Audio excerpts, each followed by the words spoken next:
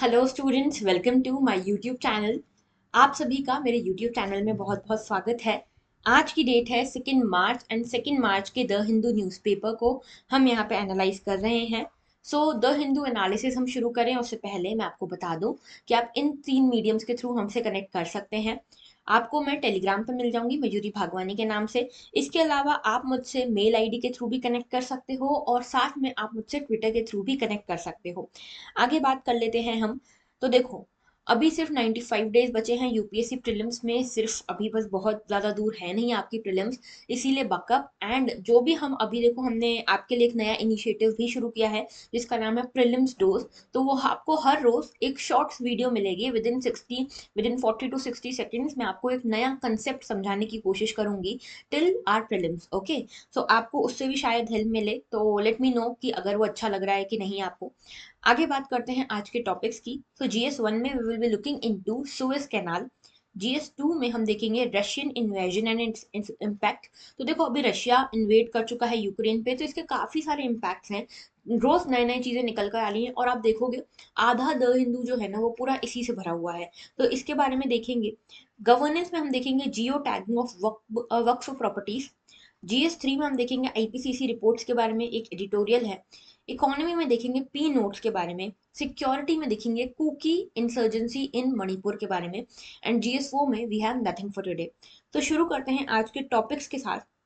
उससे पहले आज के आपके क्वेश्चन ये हैं, इकोनॉमी से रिलेटेड हैं ये दोनों क्वेश्चंस। ओके, और इकोनॉमी में यूपीएससी प्रीलिम्स 2021 में ये क्वेश्चंस आ चुके हैं, ठीक है। तो ये आपको इसके आंसर मुझे देने in the comment section. Okay, आगे बात करते हैं पहले आर्टिकल की। तो देखो, पहला आर्टिकल है हमारा, cash strapped Egypt hikes Suez canal transit fees for ships. तो देखो यहाँ पे हुआ क्या है। सुएज कैनल क्या है पहले तो ये समझो। इसकी लोकेशन क्या है, इसकी इंपॉर्टेंस क्या है, पहले ये समझो। उसके बाद हम आएंगे आगे की न्यूज पे। तो देखो, सबसे पहले तो यहाँ पे आप देख रहे हो ये है अफ्रीका, ठीक है। ये है अफ्रीका, ये है हमारा एशिया, और ऊपर है यहाँ यूरोप, ठीक है। तो 3 कॉन्टिनेंट्स को जोड़ने वाली एक केनाल है जिसका नाम है सुएज केनाल। ओके, तो यहाँ पे देखो ये वाला जो लोकेशन है ना, ये है सुएज केनाल। ओके, अब देखो यहाँ पे ये सुएज कैनाल है, यहाँ पे इजिप्ट की लोकेशन में आती है। जोग्राफिकली इजिप्ट इसके ऊपर ऑपरेट करता है, इसके ऊपर जो राइट्स हैं वो इजिप्ट के हैं। उसके बाद देखो यहाँ पे ये रेड सी से कनेक्ट करता है। यहाँ पे देखो ये इंडियन ओशन है, ये रेड सी है, यहाँ पे मेडिटेरेनियन सी है, ठीक है। तो 3 वाटर बॉडीज के बीच में पड़ता है। ऊपर आती है मेडिटेरेनियन सी, नीचे आती है रेड सी, और उसके भी नीचे आती है इंडियन ओशन। ओके, और यहाँ पे देखो ये जो रेड सी है इसको कौन कौन घेर के बैठा हुआ है ये भी आपको याद रखना जरूरी है। अच्छा, सुएज कैनाल और ये पूरा जो लोकेशन है ये इसीलिए भी इंपॉर्टेंट हो जाता है क्योंकि मार्च 2021 में ये जो इतना इंपॉर्टेंट कैनाल है, इतनी इंपॉर्टेंट लोकेशन है, वो ब्लॉक हो गई थी सिर्फ एक मेगा शिप से, ठीक है। एक चीज ये याद रखना, इसको बनाने में लगे थे 10 साल, 18th सेंचुरी में 10 साल लगे थे इसको बनाने में, और एक दिन में एक मेगा शिप ने इसको ब्लॉक कर दिया था। इसीलिए ये लोकेशन बहुत ज्यादा इंपॉर्टेंट है, करंट में रही है, ठीक है, करंट अफेयर्स में रही है ये न्यूज। ओके, तो सुएज कैनाल देख लो। मेडिटेरेनियन सी हो गई, रेड सी, रेड सी के आसपास कौन कौन सी कंट्रीज पड़ती हैं। इजिप्ट है, सूडान है, यहाँ पे एरिट्रिया आएगी, ठीक है। यहाँ पे ये जिबूती आएगी, फिर यमन है, सऊदी अरेबिया है, और यहाँ पे ये है जॉर्डन पड़ती है, ठीक है। इससे लगी हुई जॉर्डन भी है, ठीक है। तो यहाँ पे ये सारी आपको लोकेशन समझ में आनी चाहिए। आगे बात करते हैं थोड़ी सी और इसकी, समझते हैं इसकी क्या इंपॉर्टेंस है। सबसे पहली इंपॉर्टेंस देखो, एशिया को यूरोप से जोड़ने का सबसे शॉर्टेस्ट पाथ यही है, ठीक है। देखो यहाँ से ये मुंबई है, ठीक है, इंडिया है, इंडिया को यूरोप से जोड़ना, हमको लंदन तक जोड़ना है। तो यहाँ तो एक रास्ता है कि ये पूरा अफ्रीका घुमा के फिर जाओ यहाँ तक, ठीक है। ये लगभग कितना पड़ेगा, लगभग 19,800 किलोमीटर, लगभग लगभग 20,000 किलोमीटर, इतना आपको ट्रैवल करके जाना पड़ेगा। दूसरा रास्ता ये है कि यहाँ से जाओ, ठीक है, यहाँ से अरेबियन सी से होते हुए जाओ, और यहाँ पे रेड सी है, ठीक है। रेड सी से होते हुए यहाँ सुएज कैनाल से निकलो, यहाँ मेडिटेरेनियन सी है, यहाँ से निकल के फिर ये आप पहुंच जाओगे लंदन। अब देखो इसमें लोकेशंस देखो, थोड़ी सी इंपॉर्टेंट चीजें हैं यहाँ पे। क्या क्या इंपॉर्टेंट है अब यहाँ पे ये देखो।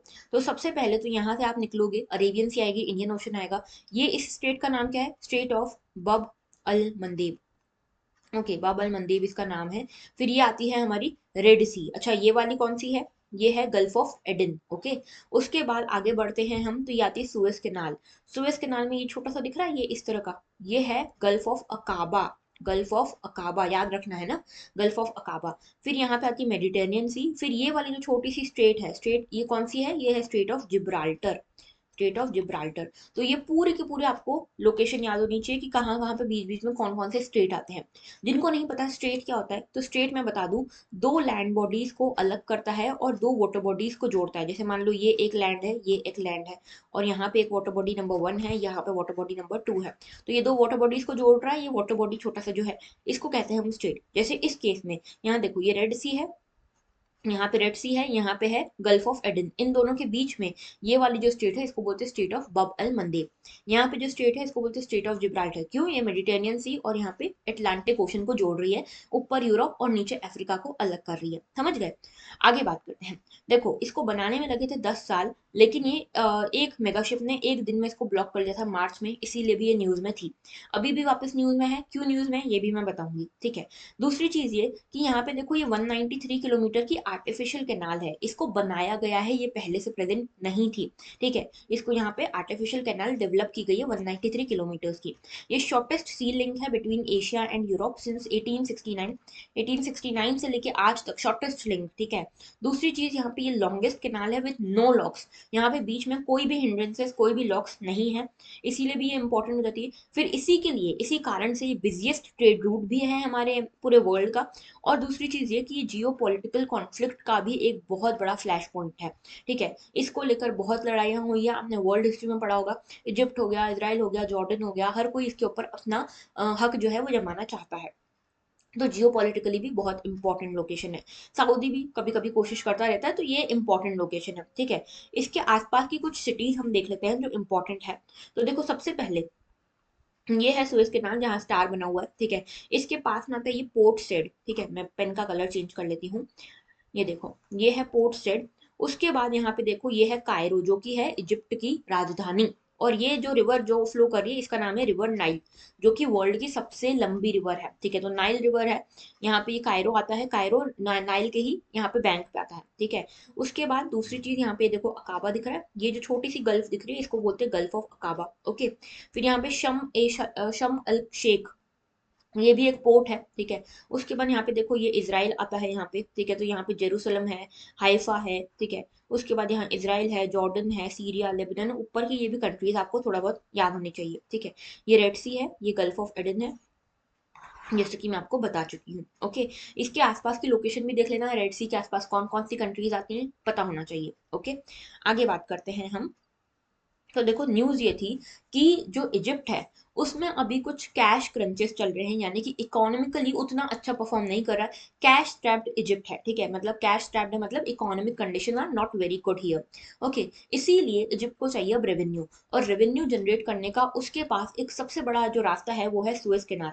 ये one of the busiest transit route है पूरे वर्ल्ड का, ठीक है। तो यहाँ पे अगर ज्यादा फीस चार्ज कर लेता है इजिप्ट तो उसके पास अच्छा रेवेन्यू आ जाएगा। तो इजिप्ट ने अभी यही किया है कि सुएज कैनाल से जो भी शिप निकलनी है, जिसको भी निकलना है, उनको कुछ एक्स्ट्रा ट्रांजिट फीस यहाँ पे भरनी पड़ेगी। अब depending upon the vehicle, depending upon the cargo, ये सब चीजें डिसाइड होंगी कि कितनी एक्स्ट्रा फीस। ये हमारे लिए इंपॉर्टेंट नहीं है, हमको बस इतना पता होना चाहिए कि ये जो ग्लोबल ट्रेड के लिए एक बहुत इंपॉर्टेंट रूट है, उसकी ट्रांजिट फीस बढ़ाने जा रहा है इजिप्ट, क्योंकि इजिप्ट को अब रेवेन्यू की जरूरत है, ठीक है। तो ये आपको पता होना चाहिए। दूसरी चीज ये कि जो अथॉरिटीज हैं ये इस पे भी काम कर रही हैं कि 2021 में जो यहाँ पे ब्लॉकेज आ गया था उसको सही करने का भी काम कर रही हैं। तो इसको वाइडन और डीपन करने की कोशिश में लगे हुए हैं सभी लोग, ठीक है। इसके लिए भी पैसा चाहिए, तो ये भी करना है। उसके अलावा जो इजिप्ट है इसने ये जो कैनाल है सबसे पहले 1869 में ओपन किया था। और जो ये स्विस कैनाल है ना सिर्फ इस देश का नेशनल प्राइड है, यहाँ पे एक बहुत बड़ा सोर्स ऑफ रेवेन्यू भी है ये, ठीक है। तो ये याद रखना। आगे बात करते हैं नेक्स्ट इशू की हम। तो नेक्स्ट इशू है the history of Kuki insurgency in Manipur. तो अभी देखो क्या हुआ है, यहाँ पे कुछ टाइम से असेंबली इलेक्शंस के पहले भी यहाँ पे कुकी इंसर्जेंसी हो रही है, और कोई भी सोल्यूशन नहीं प्रॉपरली निकल पा रहा, ठीक है। तो यहाँ पे ये कुकीज हैं कौन। तो कुकीज यहाँ पे एक एथनिक ग्रुप है, ठीक है, ये एक एथनिक ग्रुप है जिसमें कई सारी ट्राइब्स आती हैं, एक दो नहीं कई सारी ट्राइब्स इसमें आती हैं। और इसमें देखो ये कहाँ कहाँ पे फैले हुए हैं, मणिपुर, मिजोरम, आसाम और कुछ कुछ पार्ट जो है म्यांमार के में उसमें भी फैले हुए हैं। बांग्लादेश के भी कुछ हिस्सों में जैसे कि चित्तगोंग जो डिस्ट्रिक्ट है, चित्तगोंग हिल ट्रैक्ट है, उसके अलावा सिलहेट डिस्ट्रिक्ट है, यहाँ पे भी ये फैले हुए हैं, ठीक है। तो कुकीज की लोकेशन थोड़ा सा ब्रॉडली याद रखना। इंडिया के कुछ तीन स्टेट्स हैं, मणिपुर, मिजोरम और असम, और म्यांमार और बांग्लादेश के कुछ हिस्सों में ये फैला हुआ है, ठीक है। अब मणिपुर में जो कुकी ट्राइब है ये मेनली हिल रीजन में रहती है और लगभग 30% जो है स्टेट की पॉपुलेशन या कुकी पॉपुलेशन है।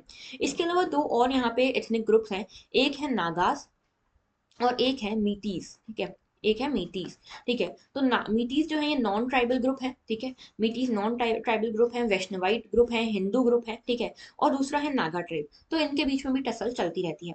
अब क्यों कुकी इंसर्जेंसी क्यों हो रही है, तो देखो मैं आपको इसका थोड़ा सा ब्रॉडर पर्सपेक्टिव बताती हूँ। यही चीज जो आपको यहाँ पे दिख रही है इसी का भी एक ब्रॉडर पर्सपेक्टिव है, ठीक है। तो देखो यहाँ पे क्या क्या कॉजेज हैं इस इंसर्जेंसी के। सबसे पहला कॉज जो है ये सेपरेटिस्ट इंसर्जेंसी क्यों हो रही है, इसका सबसे पहला कॉज है यहाँ पे जो मणिपुर का फोर्स्ड मर्जर हुआ था। पहले देखो मणिपुर एक अपने आप में एक प्रिंसली स्टेट हुआ करता था बिफोर इंडिपेंडेंस। इंडिपेंडेंस हुई तो इसको फोर्सफुली मर्ज करवा दिया गया यूनियन ऑफ इंडिया के अंदर, ठीक है। तो एक तो इसको लेकर यहाँ के लोग नाराज थे। दूसरी बात, जब मर्ज कराया तो कराया, फुल स्टेटहुड इसको नहीं दी गई, तो स्टेटहुड इसको बहुत बाद में मिली, ठीक है। यहाँ पे फुल फ्लेजेड स्टेटहुड इसको नहीं मिली, इसके लिए भी लोग यहाँ पे नाराज थे। तो दो कारण थे, ठीक है। और ये जो सबसे पहले शामिल किया गया 1949 में, इसको इंडियन यूनियन में शामिल किया गया। दूसरा, स्टेटहुड इसको मिली बहुत बाद में 1972 में। इसको लेकर लोग बहुत नाराज थे कि हमको यहाँ पे प्रॉपरली डेवलप होने की अपॉर्चुनिटीज नहीं मिल रही। एक तो आपने फोर्सफुली हमको यहाँ पे यूनियन ऑफ इंडिया में शामिल कर लिया, दूसरा आप हमको स्टेटहुड भी नहीं दे रहे। अब गवर्नमेंट के अपने कारण थे, ठीक है, गवर्नमेंट के कारण भी गलत नहीं थे। गवर्नमेंट को भी पता था कि यहाँ पे बहुत सारी इंसर्जेंसीज हो रही हैं, इसलिए इस पे यूनियन के कंट्रोल की ज्यादा जरूरत है, ठीक है। तो ये सारे इश्यूज थे। दूसरी चीज ये कि यहाँ पे मिलिटेंसी भी बढ़ रही है, ठीक है। यहाँ पे कई सारे सेक्शन हैं जो अलग अलग अपनी डिमांड्स लेकर बैठे हैं कि हमको इंडिपेंडेंट मणिपुर चाहिए, कोई अपना एक अलग स्टेट चाहता है, कोई अपना एक अलग स्टेट चाहता है। तो हर जो एथनिक कॉन्फ्लिक्ट्स हैं यहाँ पे ज्यादा है, ठीक है। तो यहाँ पे देखो सबसे पहले नागा मूवमेंट, ये अपने सेपरेट नागालैंड की डिमांड करके बैठे हैं कि हमको अलग से एक नागालैंड चाहिए, ग्रेटर नागालैंड चाहिए, जो मणिपुर की टेरिटोरियल इंटीग्रिटी के लिए एक थ्रेट हो सकता है। दूसरा वैली हिल कॉन्फ्लिक्ट है, ठीक है, वैली हिल कॉन्फ्लिक्ट, इसमें क्या है कि यहाँ पे जो पूरी जोग्राफिकल पॉपुलेशन है ये काफी स्पार्सली पॉपुलेटेड है, काफी कम पॉपुलेशन है। और यहाँ पे जो majority of the state population है वो यहाँ पे होल्ड करती है, ठीक है।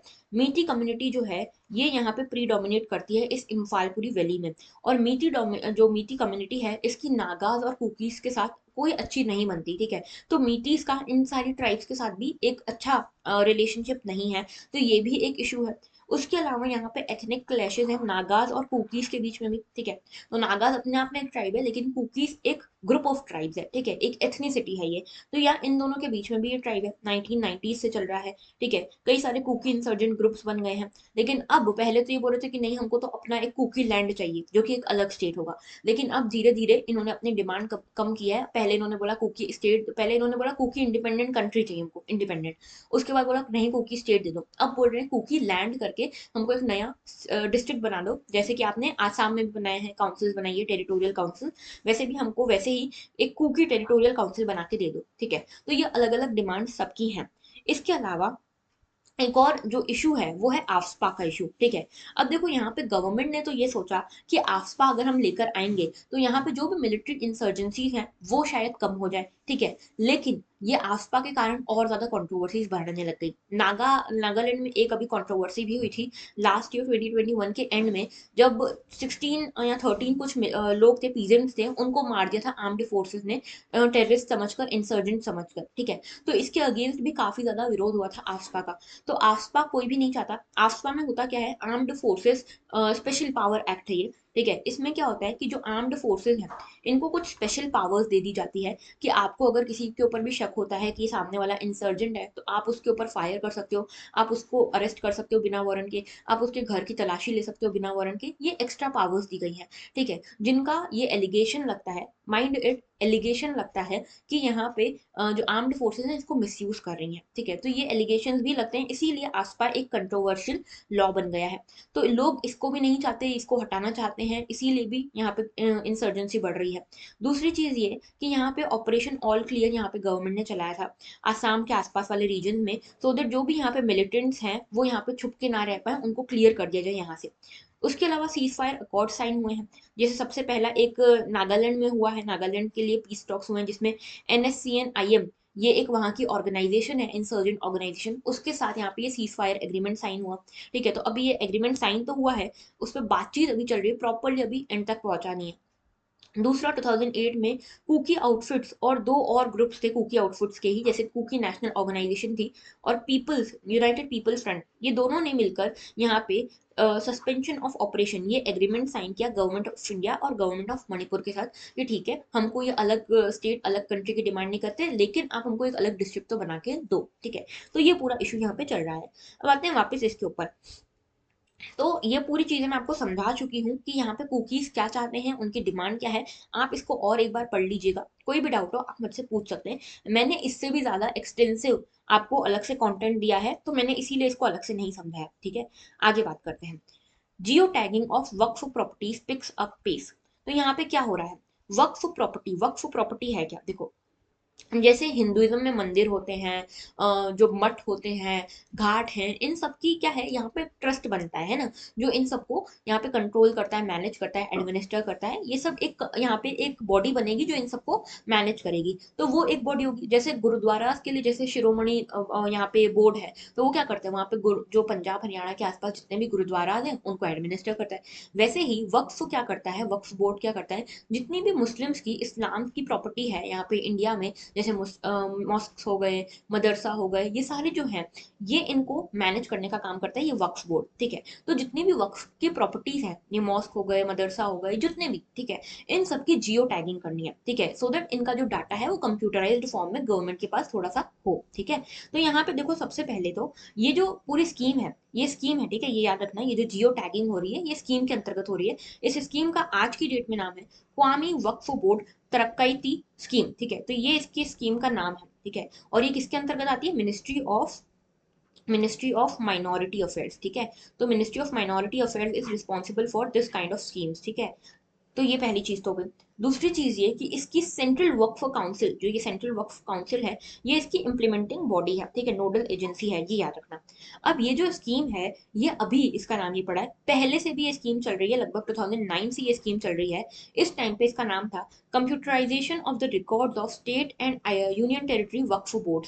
तो वक्फ बोर्ड की जितनी भी प्रॉपर्टी है उसका कंप्यूटराइजेशन करना, उनके डाटा को, उनके लैंड रिकॉर्ड्स को डिजिटलाइज करके गवर्नमेंट अपने पास रखना चाहती है, ठीक है। अब इसका यहाँ पे इसके पीछे क्या कारण क्या है, इसके पीछे की मंशा क्या है, ये भी हम समझेंगे। पहले सेंट्रल वक्फ काउंसिल के बारे में देख लो। सेंट्रल वक्फ काउंसिल क्या है, एक इंडियन स्टेचुटरी बॉडी है जो कि 1964 में वक्फ एक्ट के थ्रू यहाँ पे बनाई गई थी, ठीक है। तो 1964 में ये वक्फ काउंसिल बनी, एक्ट है 1954 का, ठीक है। ये जो है एडवाइजरी नेचर की है, और ये जो स्टेट वक्फ बोर्ड हैं और जो कंट्री की वक्फ हैं उनको यहाँ पे काम करने के लिए एडवाइजेस देती है, गवर्नमेंट को भी पॉलिसी मेकिंग को लेकर एडवाइजेस देती है रिगार्डिंग दीज इश्यूज, ठीक है, जो इस्लाम से रिलेटेड इश्यूज हैं उनके ऊपर, ठीक है। वक्फ क्या है, एक परमानेंट डेडिकेशन है of movable and immovable properties for religious, pious और charitable purpose recognized by the Muslim law given by the philanthropist. तो जो भी फिलैंथ्रोपिस्ट हो गए, उन्होंने जैसे मान लो किसी भी कोई भी चीज बनाई, जैसे मॉस्क बनाया, या फिर मान लो जो भी ऐसी चीजें हैं मूवेबल या इमूवेबल प्रॉपर्टी जो कि रिलीजन की तरफ डेडिकेटेड है, उनको एडमिनिस्टर करने का काम करता है ये वक्फ बोर्ड, ठीक है। तो ये वक्फ का मतलब ये है। अब इसमें क्या क्या आता है, मॉस्क आते हैं, मस्जिद आती हैं, दरगाहें आती हैं, खानकाज आते हैं, मकबरा, ईदगाह, अंजुमन, और ये सब चीजें जो है वो इसके अंतर्गत आती हैं, ठीक है। तो ये आपको समझ में आना चाहिए। ऑलराइट, तो वक्फ काउंसिल क्या है ये समझ गए।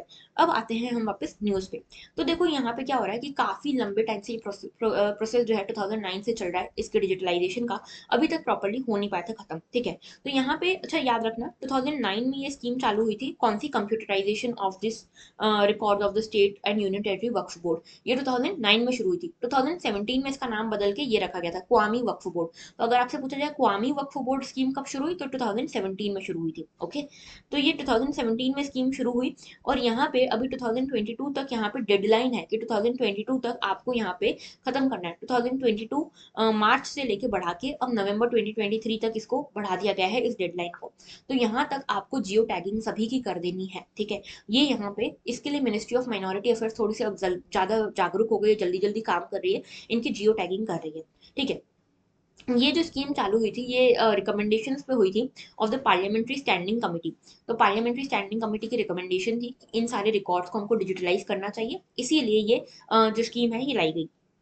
दूसरी चीज ये कि गवर्नमेंट चाहती थी, तो गवर्नमेंट ये चाहती थी कि जो भी वक्फ बोर्ड की प्रॉपर्टीज हैं उनका प्रॉपर यूटिलाइजेशन और प्रॉपर मोनेटाइजेशन हो सके, इसीलिए इनकी मैपिंग की जा रही है, ठीक है। दूसरी चीज ये कि यहाँ पे ये भी इंश्योर करने की कोशिश की जा रही है कि जो प्रॉपर्टीज है एक बार गवर्नमेंट के डाटा में चढ़ गई तो यहाँ पे अगर इंक्रोचमेंट होता है तो उसको आप रोक पाओगे, वरना आप रोक नहीं पाओगे। किसी ने कब्जा कर लिया उस जमीन पर तो क्या करोगे। तो इसका इंक्रोचमेंट और काउंटर ओनरशिप क्लेम्स को रोकने के लिए भी ये स्कीम लाई गई है, ठीक है। अब यहाँ पे ये सारी चीजें थी। अब यहाँ पे देखो क्या हुआ है कि लगभग 6 लाख प्रॉपर्टीज हैं, जिनमें से 6 लाख वक्फ की प्रॉपर्टीज हैं, जिसमें से 2 लाख प्रॉपर्टीज जो है उनको यहाँ पे जियो टैगिंग उनकी हो चुकी है, ठीक है। बाकी बची हुई पे अब होना बाकी है, ठीक है। तो मिनिस्ट्री ने ये बताया कि पैंडेमिक के कारण ये टैगिंग हम प्रॉपरली जियो टैगिंग कर नहीं पाए, लेकिन अब यहाँ से हम 2023 तक इसको प्रॉपरली कंप्लीट कर देंगे, ठीक है। तो ये आपको याद होना चाहिए। दूसरी चीज ये कि यहाँ पे जो रजिस्टर्ड वक्फ बोर्ड है इनके पास 6 लाख से ज्यादा प्रॉपर्टीज हैं, जिसमें से अभी 2 लाख हो चुकी है ना, और साथ में जो नए सर्वेज आ रहे हैं उसमें नई जो प्रॉपर्टीज निकल निकल के आ रही हैं उस हिसाब से देखो तो लगभग 8 लाख प्रॉपर्टीज आज इनके पास हैं, ठीक है। जिसमें सबसे ज्यादा प्रॉपर्टी जो है वो छत्तीसगढ़ में है, ठीक है। तो आगे बात करते हैं नेक्स्ट इशू की। Indian student killed in attack on Kharkiv. तो देखो रशिया और यूक्रेन के बीच में काफी टाइम से ये युद्ध चल रहा है, आज छठा दिन है, 6th डे है ये, ठीक है। तो 6th डे पे लगभग ये बताया गया, पहले तो ये देखो यूएन की रिपोर्ट है कि लगभग 6.7 लाख रिफ्यूजीज यहाँ से जनरेट हो गए हैं विद इन 6 डेज। तो हमने कुछ दिन पहले देखा था जब नई नई वॉर शुरू हुई थी तो 2 दिन में 50,000 वहाँ पे माइग्रेंट्स थे, ठीक है। आज की डेट में 6.7 लाख रिफ्यूजीज हैं जो यहाँ पे यूक्रेन छोड़कर भाग रहे हैं दूसरी कंट्रीज में, पोलैंड में, मालदोवा में, रोमानिया में। तो ये सब ये कर रहे हैं, ये एक बहुत बड़ा इशू है। दूसरी चीज ये कि यहाँ पे इंटरनल डिस्प्लेसमेंट भी बहुत बढ़ रहा है, मतलब अपनी सिटी को छोड़कर यूक्रेन में ही दूसरी सिटी पे जाके बसना चाह रहे हैं, बेसिकली भागने की कोशिश में लगे हुए हैं यहाँ के लोग, ठीक है। तो यहाँ पे ये इनकी पॉपुलेशन लगभग 1 मिलियन है, 1 मिलियन यानी कि लगभग 10 लाख। तो 10 लाख लोग तो यहाँ पे इंटरनली डिस्प्लेस हो चुके हैं विद इन 6 डेज, और विद इन 6 डेज यहाँ पे 6.7 लाख पॉपुलेशन जो है वो यहाँ पे माइग्रेट कर रही है, वो यहाँ पे रिफ्यूजी बन गई है, अब उनका कोई भी यहाँ पे स्टेट नहीं बचा है, ठीक है। तो ये एक इशू है। दूसरी चीज ये कि यहाँ पे जो इंडियन स्टूडेंट, देखो यहाँ पे क्या हुआ कि एक रशिया ने अटैक किया यूक्रेन के ऊपर, ठीक है। और यहाँ पे इस चक्कर में एक इंडियन स्टूडेंट की जान चली गई, ठीक है। तो इसलिए इंडिया के जो बचे हुए स्टूडेंट्स वहां पे हैं उनमें भी काफी डर का माहौल है, काफी ज्यादा। आप देखोगे इसको डिटेल में पढ़ना आप ये वाले आर्टिकल्स को, तो आपको यहाँ पे स्टूडेंट, पर्टिकुलर स्टूडेंट्स का बताया हुआ है कि किसका क्या कहना है।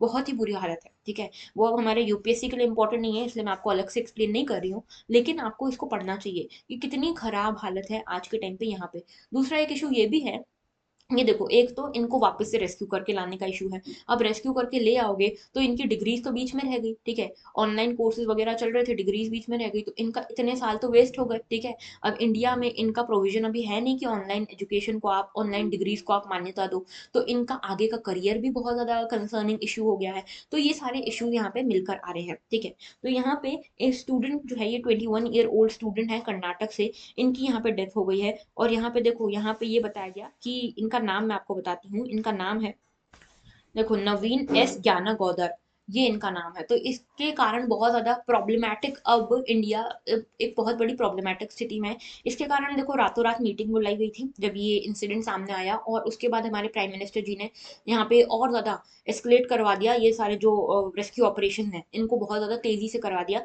अभी 4 बजे भी एक फ्लाइट गई है, तो देखो अब क्या होता है आगे, ठीक है।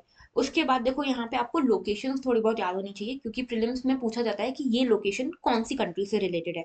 तो देखो डोनेस्क और लुहांस्क, इसकी तो हमने बहुत बार बात की है, ठीक है। डोनेस्क और लुहांस्क की, ये पूरा जो प्रोविंस है इसका नाम क्या है, डॉनबास, ठीक है। तो ये आएगा, तो आप तो इसमें तो आपको कोई डाउट नहीं है, लेकिन कुछ और सिटीज हैं जिनका नाम थोड़ा सा देख लो। एक तो कीव है जो इसकी ये राजधानी है यूक्रेन की, इसके साथ यहाँ पे देखो एक है चेरनी हिव, ठीक है। नाम थोड़े से डिफिकल्ट है लेकिन थोड़ा सा याद रखना, ठीक है, चेरनी हिव। उसके बाद यहाँ पे देखो ये है Kharkiv, this is very important. Kharkiv is the second largest city of whole Ukraine, ठीक है, आफ्टर कीव। तो यहाँ पे खार्किव में बहुत मल्टीपल रॉकेट अटैक्स हुए हैं जिसमें हमारे इंडियन स्टूडेंट की भी जान चली गई। उसके अलावा यहाँ देखो ऑक्टायरका, ये भी है एक। उसके अलावा ये बर्डियांस्क है, और क्रीमिया तो आपको पता ही है। एक ये भी है ओडिसी, ठीक है, ओडिशा, जो भी बोलते हैं इसको, ठीक है, तो उस हिसाब से आप देख लेना। ओके, आगे बात करते हैं। Russia bears down on Kyiv and Kharkiv. तो ये दो लोकेशन हैं, रशिया ने इसके ऊपर बहुत अटैक्स करे हैं, बहुत सारे रॉकेट छोड़े, बहुत सारे यहाँ पे बैरेजेस वगैरह छोड़े, और यहाँ पे जो कंट्री की सेकंड लार्जेस्ट है खार्किव, जो सेकंड लार्जेस्ट सिटी है, इसको भी नहीं छोड़ा, कीव को तो छोड़ा ही नहीं था, ठीक है। तो ये पूरा इश्यू हो रहा है। और यहाँ पे देखो, यहाँ पे एक वीक हो गया है रशिया और यूक्रेन में, ये जो वॉर छिड़ी हुई है उसको, यहाँ पे काफी ज्यादा रशिया के ऊपर सैंक्शन भी लग चुके हैं। और यहाँ पे क्या है, यूक्रेन, रशिया ने ऐसा एक्सपेक्ट किया था कि यूक्रेन हार मान जाएगा, सरेंडर कर देगा आसानी से। यूक्रेन के साथ कोई आया नहीं, तो यूक्रेन की हिम्मत नहीं बचेगी। लेकिन देखो, इसका सबसे बड़ा श्रेय जाता है यहाँ के प्रेसिडेंट को, ठीक है, व्लादिमीर जेलेंस्की जी को। यहाँ पे देखो, ये इनका एग्जाम्पल ना आप एथिक्स में भी यूज कर सकते हो। और ये पर्सनली आई टेल यू कि यहाँ पे बहुत अच्छा एग्जाम्पल मुझे लगा कि यहाँ पे आप देखोगे, अफगानिस्तान में जब तालिबान आया था, यहाँ के जो ऑफिशियल्स थे, जो प्रेसिडेंट थे, प्राइम मिनिस्टर थे, सब छोड़ छोड़ के भाग गए थे प्लेन में पैसा भर भर के, ठीक है। लेकिन जब यूक्रेन के ऊपर ये इशू आया, रशिया ने अटैक कर दिया, और ये भी कहा गया था, अमेरिका ने भी ये कहा और यहाँ के प्रेसिडेंट ने भी ये कहा कि नंबर वन टारगेट यहाँ के प्रेसिडेंट खुद हैं, और नंबर टू टारगेट पे उनकी फैमिली है। लेकिन फिर भी वो यहाँ पे इस अपनी जगह को, अपने लोगों को छोड़कर भागे नहीं। वो खुद एज अ मिलिट्री ऑफिसर, खुद एक सोल्जर की तरह यहाँ पे उतरे मैदान में, और खुद वो लड़ने गए इन द वॉर जोन, ठीक है। तो आज भी ये चीज चल रही है। और उनसे क्या हुआ कि यहाँ पे लीडर जब इतना कॉन्फिडेंट हो, उसका करिश्मा इतना हो, तो यहाँ पे लोगों का भी ट्रस्ट बनता है। और यहाँ पे लोग खुद यहाँ पे अपने वेपन्स उठाकर लग गए हैं रशिया को जवाब देने में, ठीक है। तो यहाँ पे एक बहुत बढ़िया डिफेंस देखने को मिला रशिया को, ठीक है। तो इसीलिए रशिया अब फ्रस्ट्रेट हो गया। रशिया ने ऐसा सोचा नहीं था, लेकिन रशिया फ्रस्ट्रेट हो गया। फ्रस्ट्रेट होने के कारण और ज्यादा अटैक करने लगे, तो इसीलिए कीव और खार्किव पे और ज्यादा अटैक होने लगे, ठीक है। तो ये एक चीज। दूसरी चीज ये कि यहाँ पे कई सारी जो एमएनसीज थी, मल्टीनेशनल कंपनीज, वो भी इसको छोड़कर जा रही हैं रशिया को, क्योंकि यहाँ पे इकोनॉमिक सैंक्शन इतने लगे हैं। 2-3 दिन पहले हमने देखा था कि स्विफ्ट सिस्टम से भी इसको निकालने की बात कर रहे हैं, ठीक है। इसका आपको वीडियो ऊपर दिख जाएगा जहाँ पे मैंने स्विफ्ट सिस्टम को समझाया हुआ है, तो वो भी आप जरूर देख लीजिएगा।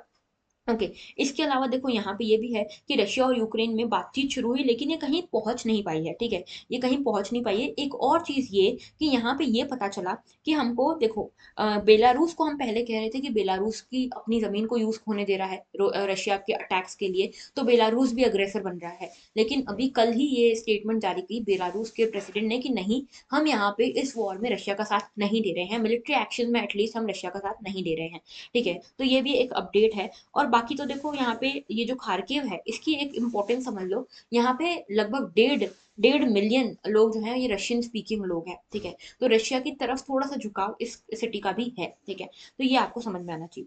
आगे बात करते हैं। वॉर में पर shift of IT job from Russia Ukraine to India. देखो, एक ये भी इशू है, ठीक है। इंडिया के लिए एक ये भी कॉन्सिक्वेंस हो सकता है। देखो, अभी क्या हो रहा है, रशिया और यूक्रेन में सबसे ज्यादा आईटी जॉब्स क्रिएट होती है, स्पेशली यूक्रेन में, ठीक है। अब क्योंकि यहाँ पे इतनी अनसर्टनिटी है, तो ये कहा जा रहा है कि लगभग 70% जो है, इस जॉब का 70% हिस्सा वो इंडिया में आ सकता है, ठीक है। तो जब नई एमएनसीज इंडिया में स्टैब्लिश होंगी, तो इंडिया में एम्प्लॉयमेंट जनरेट होगी। तो आज के टाइम पे 80,000 से 1 लाख जॉब्स जो है, टोटल आईटी जॉब है यहाँ पे, इसमें से 70% जो जॉब्स हैं वो हो सकता है इंडिया शिफ्ट हो जाए, because of all these uncertainties, okay. तो ये एक कॉन्सिक्वेंस हो सकता है। दूसरा ये कि यहाँ पे इन्वेस्टमेंट्स जो है, पी नोट के जो इन्वेस्टमेंट है वो ड्रॉप हुए हैं। और ये पी नोट्स के थ्रू इन्वेस्टमेंट जो है, ये ड्रॉप हुए हैं इंडिया में भी। पहले ये देखो, पिछले साल थे लगभग 95,000 करोड़ रुपीज, अभी 87,000 है। तो ये सेबी का डाटा आया है, ठीक है। और अभी देखो, ये पी नोट क्या होते हैं, इसको समझते हैं। पी नोट का मतलब होता है पार्टिसिपेटरी नोट्स। पार्टिसिपेटरी नोट्स या पी नोट्स जो है, ये एक फाइनेंशियल इंस्ट्रूमेंट होते हैं, ठीक है, जो कि इशू किए जाते हैं एक रजिस्टर्ड फॉरेन इंस्टीट्यूशनल इन्वेस्टर के द्वारा to an overseas investor who wishes to invest in Indian stock market without registering themselves with the market regulator, the SEBI। तो देखो, मान लो कि ये मैं एक पर्सन हूँ, ए, ठीक है। ए को इन्वेस्ट करना है इंडिया में, ठीक है। ए बैठा है यूएस में। अब ए इन्वेस्ट करना है अगर ए को इंडिया में, तो उसको सेबी के साथ रजिस्टर होना पड़ेगा। अब ए नहीं चाहता सेबी के साथ रजिस्टर होना, इतनी फॉर्मेलिटीज में पड़ना, तो ए क्या करेगा, एक फॉरेन इंस्टीट्यूशनल इन्वेस्टर के पास जाएगा, उसको बोलेगा मैं आपको पैसा देता हूँ, आप अपने बिहाफ पे ये खरीदिए, स्टॉक्स को खरीदिए, और मुझे यहाँ पे आप एक पार्टिसिपेटरी नोट दीजिए, ठीक है। तो पी नोट उसको बोलते हैं, मतलब मैंने पार्टिसिपेट किया है लेकिन मैं रजिस्टर्ड नहीं हूँ, ठीक है। तो यहाँ पे FII यानी कि फॉरेन इन्वेस्टर जो है, फॉरेन इंस्टीट्यूशनल इन्वेस्टर, ये इंडिया में इन्वेस्ट करेगा, स्टॉक्स खरीदेगा, और ये स्टॉक्स खरीदेगा ऑन द बिहाफ ऑफ ए, ठीक है। और यहाँ पे ये जनरेट होगा एक पी नोट यानी कि पार्टिसिपेटरी नोट। तो यहाँ पे बॉन्ड जो है, स्टॉक्स जो है, वो सीधे ए के नाम पे ना जाके ए को यहाँ पे एक पार्टिसिपेटरी नोट मिल जाएगा, समझ गए। तो ये है यहाँ पे। अब इसके की पॉइंट देखो, ये एक ऑफशोर डेरिवेटिव इंस्ट्रूमेंट है, ठीक है, डेरिवेटिव इन्वेस्टमेंट है। मतलब आप बाहर से इन्वेस्ट करना चाह रहे हो तो ये ऑफशोर डेरिवेटिव इन्वेस्टमेंट है, ठीक है, जिसमें आप इक्विटी शेयर्स, डेट सिक्योरिटीज, ये सब यहाँ पे खरीद सकते हो, ठीक है। जैसे हम स्टॉक्स में इन्वेस्ट करते हैं, हम यहाँ पे म्यूचुअल फंड में इन्वेस्ट करते हैं, फिर वो डेट सिक्योरिटीज में हम इन्वेस्ट करते हैं, वैसे ही कोई बाहर का पर्सन इंडिया में अगर इन्वेस्ट करना चाहता है लेकिन सेबी के साथ रजिस्टर नहीं होना चाहता, तो वो यहाँ पे क्या करेगा, फॉरेन इंस्टीट्यूशनल इन्वेस्टर के पास जाएगा, बोलेगा आप हमारे बिहाफ पे यहाँ पे ये स्टॉक्स खरीदो, ये डेट सिक्योरिटी खरीदो, हमको पी नोट दे दो, ठीक है। तो ये चीज होती है यहाँ पे। दूसरी चीज ये कि यहाँ पे लिक्विडिटी जो है इन्वेस्टर्स के पास वो प्रोवाइड करता है, ये जो पी नोट है, ज्यादा लिक्विडिटी होती है, ठीक है, as they can transfer the ownership by endorsement and delivery. तो इनको यहाँ पे सेल करना, बाय करना बहुत इजी होता है, इसलिए लिक्विडिटी ज्यादा रहती है पी नोट्स में, ठीक है। आप जब चाहो खरीद सकते हो, जब चाहो पैसा निकाल सकते हो, जब चाहो पैसा इन्वेस्ट कर सकते हो। दूसरी चीज ये कि FIIs जो है, फॉरेन इंस्टीट्यूशनल इन्वेस्टर्स जो है, इनको अपनी सारी इन्वेस्टमेंट को रिपोर्ट करना पड़ता है सेबी को, ठीक है। सेबी क्या है, security exchange board of India, ठीक है। इनको सब कुछ यहाँ पे रिपोर्ट करना पड़ता है, लेकिन जो यहाँ पे जो पी नोट्स वाले होल्डर्स है, पी नोट होल्डर है, उनको यहाँ पे कुछ भी डिस्क्लोज नहीं करना पड़ता, अपनी आइडेंटिटी वगैरह कुछ नहीं, ठीक है। तो ये इंपॉर्टेंस है पी नोट्स की, ठीक है। आई होप आपको समझ में आया होगा, इकोनॉमी का एक बहुत इंपॉर्टेंट टॉपिक है ये, ठीक है। इसके अलावा big oil MNCs existing Russia, तो देखो यहाँ पे क्या हुआ है, जो एमएनसीज हैं, बड़ी एमएनसीज ने यहाँ पे रशिया को एग्जिट करना स्टार्ट किया है। ये मैंने आपको ऑलरेडी समझाया था। यहाँ पे कंपनी है शेल नाम की, ठीक है, शेल ऑयल, शेल ऑयल ये नाम की कंपनी है। ये यहाँ पे सबसे पहली कंपनी बनी एग्जिट करने वाली। इसके अलावा एक और कंपनी है ब्रिटिश पेट्रोलियम, ये भी यहाँ से एग्जिट कर रही है। अब ये सब क्यों एग्जिट कर रही है, ठीक है, तो सिंपल सा रीजन है, आप सभी को पता होगा, रशिया के ऊपर कई सारे इकोनॉमिक सैंक्शंस लगा रहे हैं, UN ने लगाया, वेस्ट ने लगाया, US ने लगाया, UK ने लगाया, जर्मनी ने अपनी नॉर्थ स्ट्रीम 2 कैंसिल कर दी, स्विफ्ट से बाहर निकाल दिया, बहुत सारे सैंक्शन इसके ऊपर लगाए जा रहे हैं, ठीक है, कि हम तुमको बॉयकॉट करेंगे, हम तुमसे माल नहीं खरीदेंगे, जो करना है कर लो, ये सारी चीजें चल रही है। तो ये सैंक्शन के चलते ये जो एमएनसीज हैं, इनको लग रहा है कि इनका तो घाटा हो जाएगा अगर ये यहाँ पे ही स्टैब्लिश रहेंगी, इनसे कोई माल ही नहीं खरीदेगा, कोई इनसे प्रोडक्ट ही नहीं खरीदेगा, इनका कारोबार कैसे चलेगा। इसीलिए ये यहाँ से रीलोकेट हो रही है, यहाँ से जा रही हैं, और अब दूसरी कंट्रीज में जाके ये स्टैब्लिश होंगी, जिसमें बहुत ज्यादा चांसेस हैं इंडिया और चाइना जैसी कंट्रीज में स्टैब्लिश होने के, ठीक है। पहली चीज ये। दूसरी चीज ये कि यहाँ पे इतने सारे सैंक्शंस तो लग ही रहे हैं, साथ में एक ये भी इशू है एनर्जी सेक्टर का, ठीक है। अभी क्या है, रशिया सबसे बड़ा सप्लायर था, यूरोप जो था पूरा का पूरा डिपेंडेंट था रशिया के ऊपर एनर्जी के लिए, गैस के लिए, ऑयल के लिए, इसीलिए जर्मनी ने नॉर्थ स्ट्रीम बनाई थी, ठीक है। नॉर्थ स्ट्रीम के बारे में नहीं पता हो तो उसका भी मैं वीडियो जो है ऊपर यहाँ पे लिंक कर दूंगी, ओके। तो नॉर्थ स्ट्रीम जो है वो भी यहाँ पे बनाई, तो जर्मनी ने अब वो कैंसिल कर दी। अब देखो वैसे तो जर्मनी और रशिया के बीच में ज्यादा बनती नहीं, लेकिन जर्मनी क्या करे, जर्मनी को चाहिए गैस और ऑयल, इसीलिए वो यूरोप के ऊपर डिपेंडेंट था, ठीक है। एक वीडियो भी अभी कुछ दिन पहले यूट्यूब पे वायरल हो रही थी, जिसमें ट्रम्प एक साइड पे बैठे थे और एक साइड पे थे जर्मनी के प्रेसिडेंट, और ट्रम्प जो है जर्मनी के प्रेसिडेंट को झाड़ रहे थे कि देखो हम एक तो आपको नेटो के अंदर प्रोटेक्शन प्रोवाइड करते हैं, और जर्मनी क्या करता है, जाके रशिया से ही ऑयल और गैस खरीदता है, ठीक है। तो ये आपको नहीं करना चाहिए, हम आपको रशिया से बचा रहे हैं, आप रशिया के साथ जाके ट्रेड कर रहे हो, व्यापार कर रहे हो, ये तो गलत है, ठीक है। तो यहाँ पे जर्मनी क्या करे बेचारा, गैस और ऑयल के लिए यूरोप के ऊपर, यूरोप को पूरा रशिया के ऊपर डिपेंड होना पड़ रहा है। अब जर्मनी ने ये नॉर्थ स्ट्रीम 2 भी काट दी है, ठीक है, बोला कि नहीं इस पे काम नहीं होगा, ठीक है, हम देख लेंगे हमारा, लेकिन इस पे काम नहीं होगा, ठीक है। तो यहाँ पे एनर्जी सेक्टर को भी बहुत नुकसान हो सकता है बिकॉज ऑफ दीज सैंक्शंस, ठीक है। पहली चीज तो ये। दूसरी चीज ये कि रशिया से खरीदेगा कौन अब गैस और ऑयल, ठीक है, क्योंकि US जो है अपना काट सा एक्ट लगा देगा और किसी को भी सिर्फ ट्रेड करने नहीं देगा, ठीक है। तो ये भी एक नुकसान है, ठीक है। तो ये सारी चीजें, अभी हमने कुछ दिन पहले देखा था कि इंडिया ने भी बोला है कि रुपी अरेंजमेंट हम कर रहे हैं रशिया के साथ, सो दैट रशिया के ऑफिशियल्स इंडियन बैंक्स में अपने बैंक अकाउंट खुला लें, तो हम रुपी में ही यहाँ पे ट्रांजैक्शन कर सकें इंस्टीड ऑफ डॉलर्स, तो हम पे कैट्सा एक्ट भी नहीं लगेगा, ठीक है। तो ये सारी चीजें हो रही है। अब इसका इम्पैक्ट क्या होगा, जो ये यहाँ से जा रही है कंपनीज, इसका इम्पैक्ट क्या होगा। सबसे पहला इम्पैक्ट तो ये कि यहाँ पे जो ये कंपनीज आती हैं, देखो इन्वेस्टमेंट तो लाती हैं, साथ साथ में टेक्निकल नो हाउ भी लाती हैं, ठीक है, टेक्नोलॉजी भी लेकर आती हैं। अब ये अगर कंपनीज जाएंगी तो टेक्नोलॉजी भी जाएगी, स्किल्स भी जाएंगी, एम्प्लॉयमेंट्स भी जाएंगी, ठीक है, इन्वेस्टमेंट तो जाएगी ही जाएगी। तो ये एक इशू है। दूसरी चीज यहाँ पे ये भी है कि ये जो इन्वेस्टमेंट अपनी, ये मान लो ये कंपनीज जाती हैं, तो अब हो सकता है कि रशिया फ्रस्ट्रेट हो जाए और रशिया इनके जो इन्वेस्टमेंट यहाँ पे है उसको फ्रीज कर दे। तब क्या होगा, तब क्या ये कंपनीज जा पाएंगी या नहीं जा पाएंगी, ये भी देखना पड़ेगा। उसके अलावा देखो यहाँ पे वेस्टर्न कमोडिटी ट्रेडिंग हाउस जो है वो भी यहाँ पे इंपॉर्टेंट रोल प्ले करते हैं यहाँ पे रशिया की एनर्जी मार्केट के लिए, ठीक है। तो यहाँ पे अगर ये एग्जिट कर जाते हैं तो रशिया के जो एनर्जी असेट्स हैं वो भी यहाँ पे क्वेश्चनेबल हो जाएंगे कि उनका क्या होगा, ठीक है। तो यहाँ पे लिक्विडिटी अफेक्ट हो सकती है, एनर्जी प्राइसेस अफेक्ट हो सकते हैं, ठीक है। तो ये सारी चीजें हो सकती है। अब क्या है, यहाँ पे रशिया जो है हेविली रिलायंट है अपने एनर्जी सेक्टर पे। अब ना लगभग इनका देखो एक बहुत बड़ा हिस्सा जो है रशिया के बजट का वो एनर्जी से आता है। अगर यहाँ पे इसके ऊपर इतने इतने इकोनॉमिक सैंक्शंस लगते हैं तो सबसे बुरीली कुछ नहीं होता, सॉरी, सबसे बुरी तरह से, सबसे बैडली जो भी सेक्टर इम्पैक्ट होगा जिसके ऊपर भी, वो होगा एनर्जी सेक्टर के ऊपर, ठीक है। तो ये एक चीज है। दूसरी चीज ये कि यहाँ पे हमने देखा था कुछ टाइम से, हम देख भी रहे हैं कि किस तरह से एनर्जी के प्राइसेस बढ़ेंगे, ऑयल के प्राइसेस, पेट्रोलियम के प्राइसेस, और देखो इंडिया में भी बढ़ेंगे, बढ़ ही रहे हैं। क्यों ऐसा हो रहा है, क्योंकि माना कि इंडिया इनसे इंपोर्ट नहीं करता ऑयल या पेट्रोलियम या गैस को, लेकिन बाकी देश तो करते हैं ना। तो ओवरऑल मार्केट में देखोगे अगर आप, तो यहाँ पे सप्लाई तो कम हो रही गैस और ऑयल की, क्योंकि रशिया से कोई खरीद नहीं रहा, रशिया सप्लाई कर नहीं पा रहा, रशिया तो वॉर में लगा हुआ है। तो इसीलिए प्राइसेस इसके ओवरऑल भी बढ़ रहे हैं, ठीक है। तो ये चीजें आपको समझ में आनी चाहिए।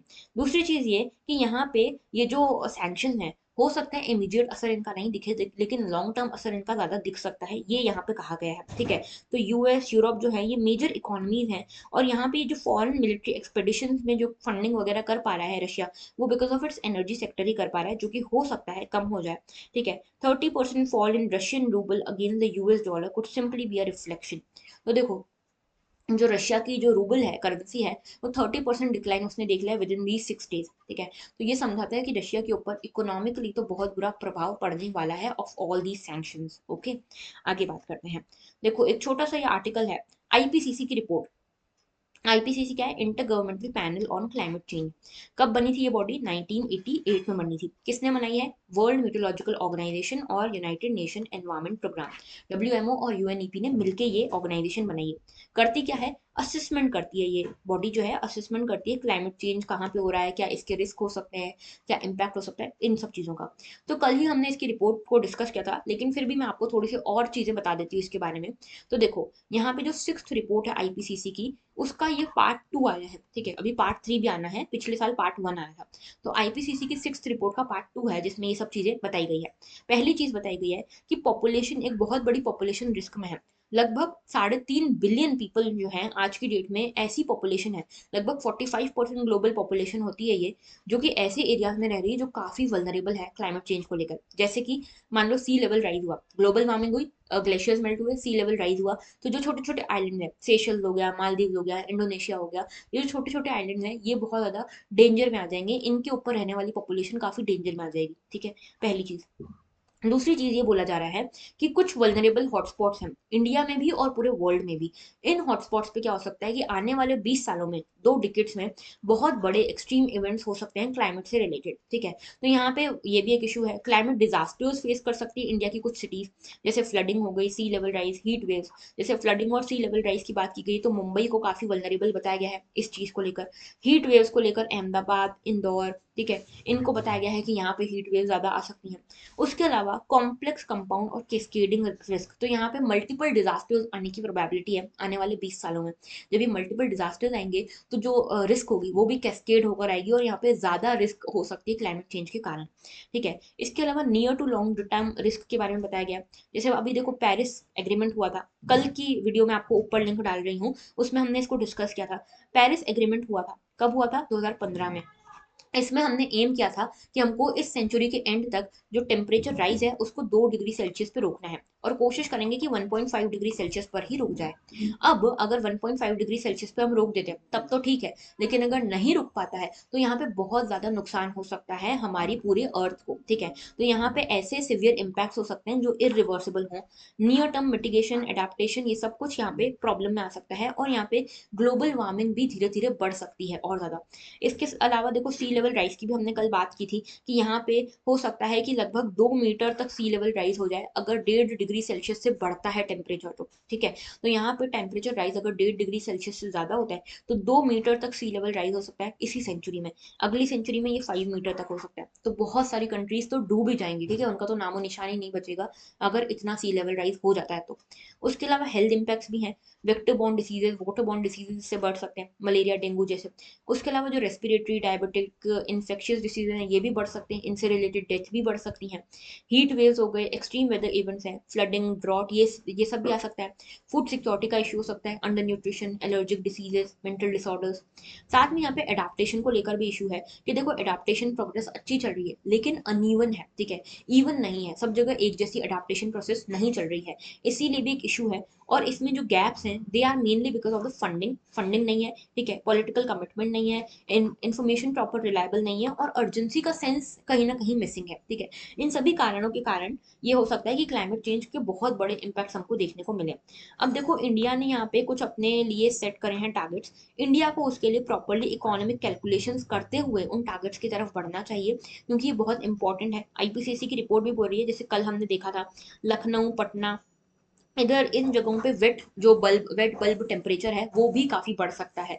तो इसके कारण क्या होगा, हीट स्ट्रोक्स की जो प्रोबेबिलिटी वो बढ़ सकती है। तो ये वेट बल्ब टेम्परेचर क्या है, इसकी भी आपको जो अंडरस्टैंडिंग है वो कल वाले वीडियो से आ जाएगी, ऊपर आपको ये वीडियो मिल जाएगा। ओके, सो ये पूरा आर्टिकल था। आगे बात करते हैं। देखो, कल के हम क्वेश्चंस की बात कर लेते हैं। पहला क्वेश्चन था कि पर्माकल्चर और कन्वेंशनल केमिकल फार्मिंग में क्या डिफरेंस है।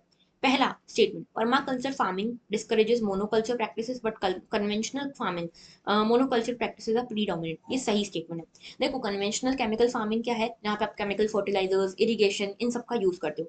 पर्माकल्चर क्या होता है, जो नेचुरल तरीके से करते हो, जब आप इंटीग्रेट कर देते हो फार्मिंग को, मल्टी क्रॉपिंग करते हो, क्रॉप रोटेशन करते हो, ये सारी चीजें। तो यहाँ पे याद रखना कि पहला स्टेटमेंट सही है। कन्वेंशनल फार्मिंग में सिर्फ एक यहाँ पे क्रॉप को उगाया जाता है ओवर द ईयर्स, ठीक है, ओवर द सीजन एक ही क्रॉप उगता है, ठीक है। लेकिन पर्माकल्चर में क्या होता है, हर सीजन में नया क्रॉप, या फिर एक ही साथ दो दो क्रॉप्स को आपने लगा दिया, तो मिक्सड क्रॉपिंग भी होती है, इंटर क्रॉपिंग भी होती है, क्रॉप रोटेशन भी होता है, ये सब होता है। फर्स्ट स्टेटमेंट सही। दूसरा, क्योंकि कन्वेंशनल केमिकल फार्मिंग में फर्टिलाइजर्स यूज करते हो, इरिगेशन यूज करते हो, इसीलिए फर्टिलिटी कम होती है, सैलिनिटी बढ़ जाती है सॉइल की, ठीक है, तो ये सही है। Increases the soil salinity but occurrence of such phenomena is not observed in permacultural farming. ये सही है। पर्माकल्चरल फार्मिंग में इस तरह की फर्टिलाइजर्स आप यूज नहीं करते, ऑर्गेनिक फर्टिलाइजर यूज करते हो, इसीलिए सैलिनिटी बढ़ती नहीं। तो सेकंड भी सही है। थर्ड है, conventional chemical farming is easily possible in semi arid region but permacultural farming is not. ये गलत है, ठीक है। कन्वेंशनल फार्मिंग जो है ना वहां पे मिलेगी जहां पे आपको इरिगेशन फैसिलिटी मिले, जहां पे आपको प्रॉपर सींचा हुआ ग्राउंड मिले, सॉइल मिले। लेकिन पर्माकल्चरल आप किसी भी एरिया में ले जाओ, सेमी एरिड में, एरिड में, यहाँ पे सब जगह पे क्रॉप उगा सकती है, ठीक है। तो सेकंड थर्ड स्टेटमेंट गलत है। Practice of mulching is very important in permaculture farming but not necessarily in conventional chemical farming. ये सही है। मल्चिंग क्या होता है, देखो ये मान लो ये ट्री है, ठीक है, ट्री उगाई आपने, अब इसको खाली छोड़ दिया, या फिर आपने इसके ऊपर फर्टिलाइजर्स डाले, प्लांट्स जो भी प्लांट्स उगाए, क्रॉप्स उगाए, उसके ऊपर आपने फर्टिलाइजर डाले, इरिगेशन करा, बस हो गया। ये होती कन्वेंशनल फार्मिंग। अब क्या होता है, सॉइल इरोजन के कारण यहाँ पे जो नीचे से न्यूट्रिशन है ना वो इरोड होते जाते हैं सॉइल इरोजन के साथ साथ। यहाँ पे इसलिए क्या किया जाता है मल्चिंग में, यहाँ पे जो भी वेस्ट है, जैसे कि मान लो जो भी पत्तियां गिर गई हैं, प्लांट्स हैं, जो भी वेस्ट है, जो भी छोटा मोटा वेजिटेशन का वेस्ट हो गया, बायो वेस्ट हो गया, उसको यहाँ पे बिछा दिया जाता है इसकी रूट्स के आसपास। तो क्या होता है, यहाँ पे इरोजन नहीं हो पाता, न्यूट्रिशन बना रहता है, ठीक है। तो इसको कहते हैं मल्चिंग, और ये पर्माकल्चर में ज्यादा प्रोमिनेंट, ज्यादा इंपॉर्टेंट होती है, ठीक है। तो यहाँ पे थर्ड स्टेटमेंट गलत है, बाकी सब सही है, इसलिए 1 to 4 will be the answer. इसके बाद सेकंड स्टेटमेंट है, सेकंड क्वेश्चन है पाम ऑयल के बारे में। फर्स्ट स्टेटमेंट बोलता है palm oil tree is native to south east Asia. अब देखो, ये बहुत सारे बच्चों का गलत हुआ था ये स्टेटमेंट, ये वैसे स्टेटमेंट गलत है, सबको लगा सही है। हम जो है मलेशिया, मालदीव, इन सब रीजन से यहाँ पे बुलाते हैं पाम ऑयल को, ठीक है। इंपोर्ट हम इन रीजन से करते हैं, इंडोनेशिया वाला रीजन हो गया, यहाँ से हम पाम ऑयल को इंपोर्ट करते हैं। लेकिन ये देखो है तो साउथ ईस्ट एशिया में, लेकिन यहाँ पे पूछा गया palm oil tree. Palm oil tree जो है ये अफ्रीका में मिलती है, ठीक है, यहाँ साउथ ईस्ट एशिया में नहीं मिलती है। तो पाम ऑयल ट्री अफ्रीका की नेटिव है, साउथ ईस्ट एशिया की नहीं है। बहुत बाद में पाम ऑयल ट्री जब यहाँ पे नेटिव थी, यहाँ के पाम ऑयल यहाँ पे प्रोड्यूस होता था, उसके बाद बहुत बाद में ये साउथ ईस्ट एशिया में गया था पाम ऑयल, ठीक है, पाम ऑयल ट्री नहीं, तो ये याद रखना। समझ गए। दूसरी चीज ये कि palm oil is a raw material for some industries producing lipstick and perfume, ये सही है, कॉस्मेटिक्स वगैरह बनाने में पाम ऑयल यूज होता है। उसके अलावा बायोडीजल को भी प्रोड्यूस करने में पाम ऑयल इंपॉर्टेंट होता है। तो यहाँ पे 2 and 3 will be the correct answer. Okay, तो यहाँ पे दोनों आंसर्स मैंने बता दिए। आज के लिए जो क्वेश्चन था उसका answer I am expecting from you all in the comment section. So that was all. Thank you for watching. Have a very good day.